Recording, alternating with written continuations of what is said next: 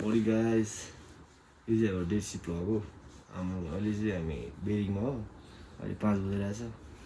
यहाँ चाहिँ रेडी भएर खाजा खाएर अब हामी चाहिँ निस्किन लागेको ड्युटीको लागि हेर्दै गर्नु होला गाइस अनि हाम्रो रुमबाट चाहिँ यस्तो देखिन्छ भ्यू चाहिँ फेरि यस्तो देखिन्छ लभली छ नि त त्यही हो अब बाटोमा देखाउँछु गाइस त्यति हो गाइस हाम्रो चाहिँ खाजा भएर चाहिँ मर्निङको बिहान जानुपर्ने भएर चाहिँ बिहानै खाएको हामीले चाहिँ साथी खाँदैछ मन खान्छु गाइस ल बाटोमा भेटौँ न बाटोमा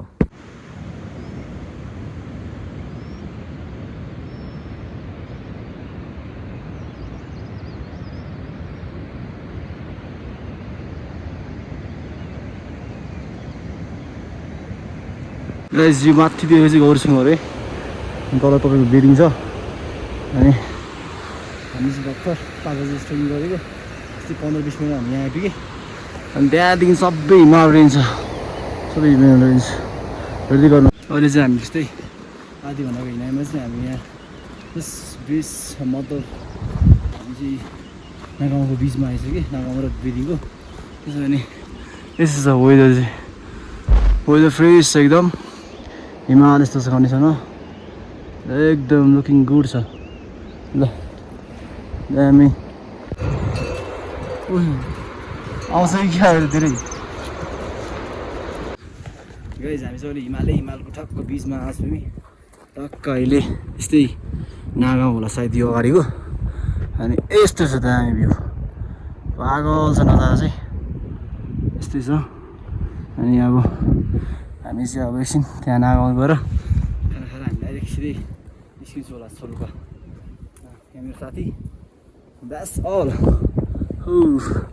Guys, हामी चाहिँ अलि यतिकै हाम्रो चाहिँ प्लान चेन्ज भयो हाम्रो नागाउँमा बस्ने भएर चाहिँ हामी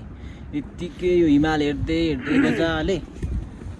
यो हिमाल हेर्दै मजाले जस्ट टिकटकहरू बनाउँदै फोटोहरू गर्दै बसेर अहिले चाहिँ यस्तो खतरा भ्यू छ कि यहाँबाट जानै मन लाग्यो नि आज हामी खासमा त यतिखेर हामी छोरोल्पा पुगिसक्थ्यो होला होइन त छोरोल्पा पुगेर अनि हाम्रो प्लान चाहिँ जस्ट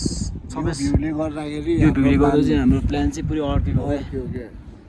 जानै मन लागेन दुधकुण्ड अनि नभएखेरि छोरोल्पा लेक दुवै सघाउने प्लान थियो आज नागाउँ बस्ने प्लान थियो फर्केर आएर तर प्लान चाहिँ क्यान्सल भयो हाम्रो जस्ट लभली छ हामी चाहिँ भर्खरै नागाउँ आएको यस्तो छ दृश्य अनि हामी चाहिँ ट्याक्क यो होटलमा बस्ने हो एकछिन एक्सकर्सन खान्छ त्यसो भोलि चाहिँ हाम्रो यहाँ बसेर छोल्पा जानुपर्ने छ त्यही खाना हुँदैछ गाइस नागाउँमा आज हाम्रो अन्तिम दिन नागाउँमा हामी चाहिँ अब भोलि चाहिँ बिहानै 5 बजे सुतकुण्ड दाइ चाहिँ ट्रेकिङ गाइड हाम्रो गाइड हुन्छ भोलि तल हाम्रो टिम छ 3 जना हामी 5 जना जाने हो त्यही हो चाहिन्छ होला मर्निङै सप्लाई नागाउँबाट आज चाहिँ हामी यहाँ बास सकेर चाहिँ खाजाहरू खाएँ हाम्रो टिमहरू चाहिँ वहाँ तल छ 3 जना वहाँ छ 3 जना अनि त्यसपछि आज हामी दुधकुण्ड सिधै गएर छोल्पा झरेर फेरि हामी ब्याक टु हामी कता थाहा छैन अब बेरिङ बस्छौँ कि हामी तल कता बस्छौँ अनि भ्यू चाहिँ पागल छ फेरि यस्तो छ भ्यू चाहिँ फेरि सकि नसक्नु छ गाइज यस्तै छ गाइज ल हेलो गाइज हामी चाहिँ निस्क्यौँ है नागाउँबाट दामी छ यार हिमाल छ एट लभली छ लभली यहाँ चाहिँ हाम्रो एकजना साथी छ एकजना साथी भइगयो अनि हाम्रो गाइड दाई दुधकुण्ड पुऱ्याइदिनु दाई हो ल फेरि हेरिदिनु गाइज हिमाल एट हेरेको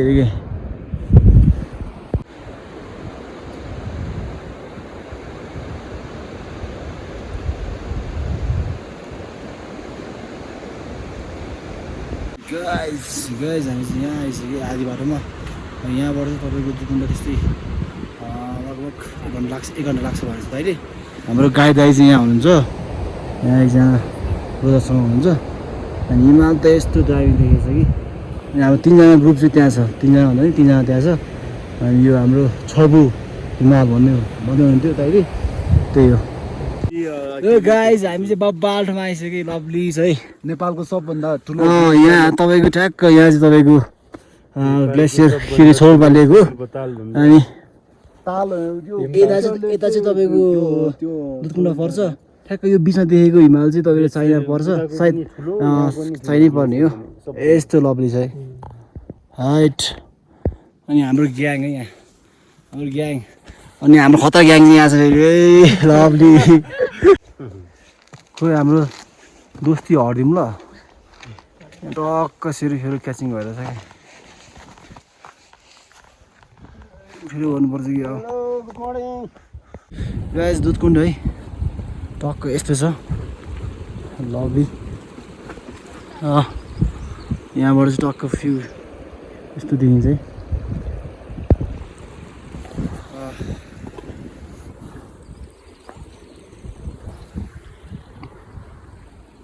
अब हामी चाहिँ नेक्स्ट हाम्रो चाहिँ उता छोरोल्पा लिएको यहाँ सकिसके साथीहरू सब निस्किसकेको अब उतै भेटौँ न गाइज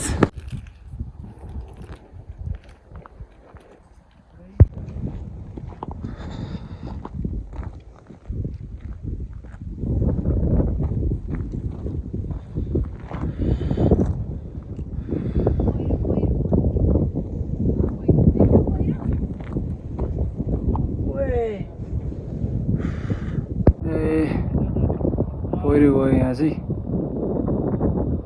मात्र आवाज आयो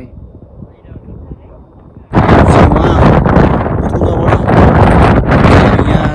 गाइड रहेछ साथीभाइको यो छोरोपा लेक वाउ देखेछ यार लास्ट ठुलो रहेछ सोच्यो भन्दा चाहिँ दुधकुण्ड चाहिँ बरु अलिक सानो रहेछ योभन्दा त्यही हो म त्यो तल गएर तपाईँलाई सर्ट देखाउँछु गाइस यस्तो छ है लभली छ गाइस लभली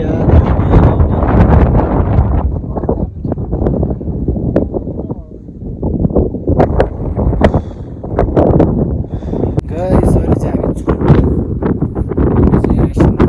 लिएर घुमेर पनि पक्कासँगले यहाँ दाइको साइड होटल छ खाजा खाएँ त्यसपछि हामी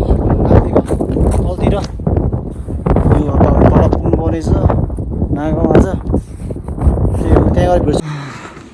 गाइस आज चाहिँ हामी खत्रै हिँड्यो यार त्यस्तै नागाउँबाट हामी आज छोड्दा गएको थियौँ दुधकुण्ड हामी त्यस्तै 6 बजी गएको थियो 6 बजी गएको थियो त्यसपछि हामी दुधकुण्ड त्यस्तै 9 बजीतिर पुगेर अनि 11 बजी फेरि ब्याक टु फेरि यता यो छोड्पा लेक आएर त्यसपछि फेरि हामी त्यस्तै 1 बजीतिर हामी फेरि ब्याक भयो फेरि नागाउँ अनि खाना खाएँ त्यसपछि फेरि हिँडेँ अहिले हामी बेदिङ कट्यो अनि त्यसपछि थानसिङ भर कट्यो अब हाम्रो प्लान चाहिँ सिधै सिमी गाउँ छ देसी के हुन्छ सक्छ हामी गाजिङ सक्छ हामीले त्यही त ल गाइस सिउ यो है गाइस मर्निङ हामी चाहिँ हिजो त्यस्तै 3 बजी हिँडेर ठ्याक्क हामी त्यो माथि होटल बसेको त्यस्तै 10 बजी राति आइपुगेको थियो खानासाना खाएर सुतेर अनि 4:30 को अलार्म राखेर त्यसपछि गाडी चाहिँ लगभग त्यस्तै 6:30 को छ अनि 6 को पनि छ त्यो चाहिँ हामी जस्ट यहाँबाट 1 घन्टा तल गर्न लाग्छ अनि 1 घन्टा ठ्याक्क बस पाउँछ भन्न तल झरेपछि म र साथी हिँड्दैछु साथी चाहिँ यहाँ छ साथी चाहिँ गाइस त्यही भेटौँ ल